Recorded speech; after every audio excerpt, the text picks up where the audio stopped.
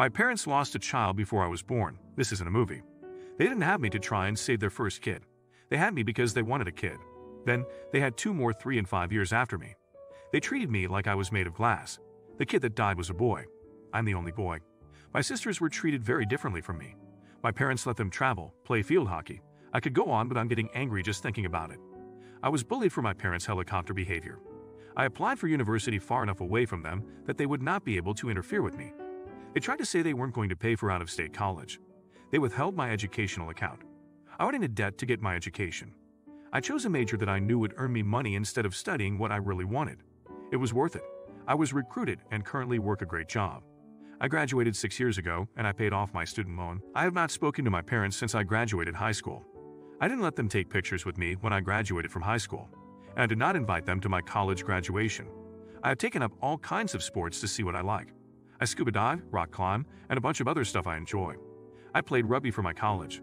I broke my eye socket during a game. I can't say I love that, but I love the freedom of getting hurt and not having my mommy and daddy rush the field to see if I was okay. I talked to the rest of my family. My grandparents, uncles, aunts, cousins, even my sisters. I only have one rule. Do not tell my parents how to get a hold of me. I literally maintain like 12 different Gmail accounts so that if one gets compromised, I will know who to cut off. I only had to do it to one of my cousins who thought my parents could talk me into going to her wedding. I deleted the account. My middle sister said that my parents need to talk to me. I spoke to my therapist. I agreed to meet with them at my therapist's office, and they had to give me a cashier's check for the cost of my education before I would talk to them. But I guess they used the money to help my sisters get through school without debt, so they do not have the money. My sister says that they are begging their parents for money, so I will talk to them. They might have to mortgage their home. I don't care. It will be free for them to leave me alone. My sister says I'm being very cruel. I just can't bring myself to care. But I need to know what someone without skin in the game thinks. My family all are too invested. Not the idiot for most of this, you are in the right. Certainly, it's reasonable for a therapist to help if they want to repair your emotional relationship. You don't owe them a relationship if it's not what you want. You need to let go of this money resentment, though. Lots of people have to pay for their own education. No one owed you a college fund. The issue is more that they tried to use the fund as leverage to control you. Asking for a cashier's check as a condition to meet with them wasn't classy.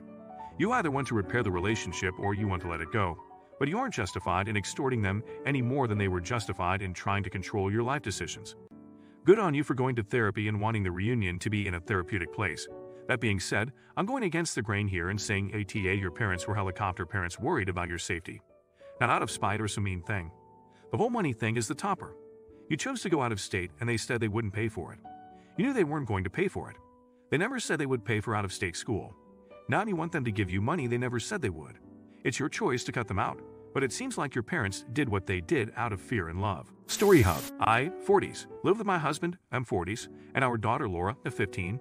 I have a niece, Kelly, 26. I'm quite close with my siblings and their children, but in recent years I haven't seen much of Kelly as she has moved to another city that's around 3 hours away. Kelly has been around more often with the holidays coming up, and a few days ago I hosted a family dinner and she came along. The next day, I got a phone call from Kelly. She's furious and tells me that Laura has apparently stolen her AirPods.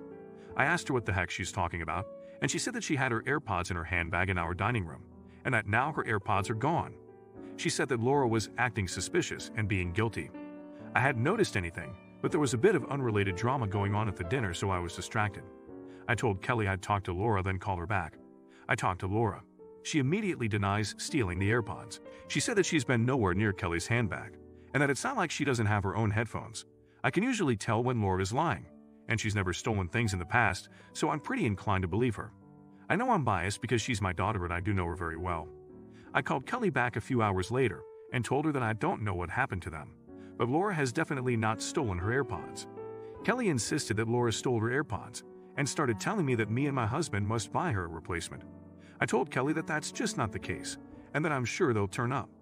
Kelly even went around telling all our extended family that Laura stole her thing and that she's a liar and a thief and I'm enabling it. The day after that, I got a text from Kelly telling me that she found her AirPods and that they were in her car the whole time. Kelly seemed to think it was really funny, but I told her that I really do not appreciate that she jumped straight to calling my daughter a thief when she misplaced her own AirPods. I told Kelly she's not welcome back into my home after the stunt she's pulled. Kelly got really upset and accused me of trying to cut her out of the family and being too harsh on her. Now my siblings are mad at me for banning Kelly from my house and said I'm being horrible and bullying her. Even if she had apologized, it is fine to never allow her in your home ever again. She had no right to ask for a replacement or slander your daughter without any proof. She is a careless, irresponsible, and untrustworthy adult, and not safe to be around at all for your kid. Not the idiot, not the idiot. Why would you welcome someone into your home who accused your daughter of stealing? Turns her unfounded accusation into a full-blown family drama, only to find they had misplaced the item and treat it all as a joke. If you're enjoying the video, drop a like. I, 17, live with my parents. I have an older sister, 29, that they had when they were super young. But I think my mom was 19 and my dad was 18. They did not do a great job with her, and she has a lot of problems. She is chronically unemployed and she is a thief. She has 2 kids that are okay. They live with us as well because her boyfriend didn't want them around. I like the kids, but they are spoiled little brats. My parents dote on to make up for being shitty parents to their mom. My parents won't let me put a lock on my door because it is their house and they don't want that. No problem. I talked to the kids and explained about what would happen if they came into my room without permission. We have an understanding. Well, my sister broke up with her boyfriend and she needed a place to stay. I begged my parents not to let her stay with us. They declined, so I begged again for a lock for my door. No dice. I have to go to school, so I can't guard my stuff at all times. When I came home on Friday, I found my car absolutely trashed and the side of it destroyed. My sister had gone to my room, found my spare key and taken my car, then lost control on the ice after a day of eating crap and tossing fast food wrappers everywhere. She sideswept a tree. When I saw my car, I was livid. I told my parents that I expected her to pay to fix it. They said she didn't have any money. So I said that I would call my grandparents. They had helped me get the car and insurance. After talking with my grandfather, I came back to talk to my parents. I said that the insurance would cover fixing or replacing my car depending on the damage, but I would have to file a police report, and that my sister would probably be charged for stealing my car. They begged me to tell the insurance company that she had permission. I said no. So rather than go through insurance, they are replacing my car, but they are using money that they had set aside to take me and my nieces to Orlando next summer for my graduation. It's fine. I can do it without seeing Disney World again. But my parents, sister, and nieces are upset with me and saying that I'm an asshole for denying my nieces the opportunity to go on a vacation that they have never had. I just asked them if a lock for my door would have been cheaper. Not the idiot. Your parents could go the cheaper route and send your sister to jail for grand theft and teach her they won't always bail her out. Then no ruined vacation either. Honestly, I don't think your sister will learn her lesson until she faces direct consequences like prison. There is no direct financial impact on parents unless they find don't feel bad. You're not wrong. You're not wrong if you confirm that her sister went to jail, but you should move out ASAP. Staying in a toxic household has a huge impact on your mental health. If you're enjoying the video, don't forget to like and subscribe. I, 27M, am the owner of a property that was formerly my grandpa's home. My grandpa was a farmer, and he had this awesome property built whenever my mom and her sisters were in high school. This was the family house, which my grandpa also built a giant garage on which my cousins have been using as a reception hall the last few years for their weddings. When my grandma died, my grandpa and I started hanging more and I worked at the property since I was little. I am the only grandson he had. All my cousins on my mom's side are girls. In 2018, my grandpa passed away and I was left the property. This caused a bunch of drama amongst the family, but I know exactly why my grandpa did it. My grandpa was not a perfect person. He was very old-fashioned, hated divorce, and was very traditional. His beliefs clashed with his daughters. He wanted to hand his farm down to his son. He didn't have any, and none of my aunts married the type of dudes he liked, so I became the de facto option. My grandpa especially disliked how my aunts were in their relationships because he preached commitment. That man loved and was loyal to my grandma. My cousin, 28F, is getting married this fall. I'm at my parents' house and my aunt goes, well, the reception will be at the house. I told her nobody has talked to me yet. She said that since every other cousin had their reception there, it should be a tradition. I said sure, but they all asked me, and I wanted them there. Her daughter didn't ask me, and I don't support the wedding. It's a really legit reason. This is my cousin's second wedding. I'm not even close with her. We differ politically, so I have her muted on social media. I didn't even know she was engaged. My cousin and I hardly speak. Also, this is her second marriage. She cheated on her first husband with this dude, who was also married at the time. My grandpa would never approve of that or want that on his property. Also, I would have to be involved in the setup and cleanup if it's at the house. I don't care to sacrifice my time. If she wants to rent the property and my time, then she can pay me a premium for the short notice. But I'm not doing it for free. I explained this all to my aunt and my cousin.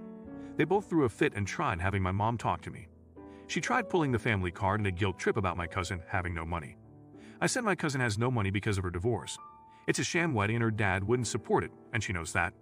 There was a reason that her dad didn't trust the property to his own kids. I said all my other cousins have been good people, so I was willing to help. But this cousin and aunt are rude. My mom said I won't be invited to Christmas, most likely then. I said okay, find another venue while you are at it. The house is the hangout spot for Christmas. My dad is calling me an ob, but I need to make a fair judgment. ESH, you suck for using your grandpa's sexist and bigoted views as an excuse for not wanting your family to use your home. And if you agree with his views, you're the off for that. Your aunt sucks for just expecting you to be okay with having a wedding/reception at your house without asking. Your mom sucks for thinking she can just uninvite you to a gathering in your own home. At this point, your whole family needs help. YTA, though your family is acting a bit entitled. You have the right to use the property how you want, and to tell people they can't use the property or have to pay to use it. However, this is, am I the asshole? Not, do I have the legal right? You got your property because your grandfather appeared to have regressive misogynistic views, not because you did anything worthy of attaining it besides having a dick. You seem to have carried on these viewpoints, and additionally seem to be relishing in turning the screws on your family instead of playing ball, extra money for a short notice plus labor like it's a true reception venue. In most circumstances, they would be the assholes for expecting a free venue. But that is trumped by your behavior and bigotry here. Story Hub.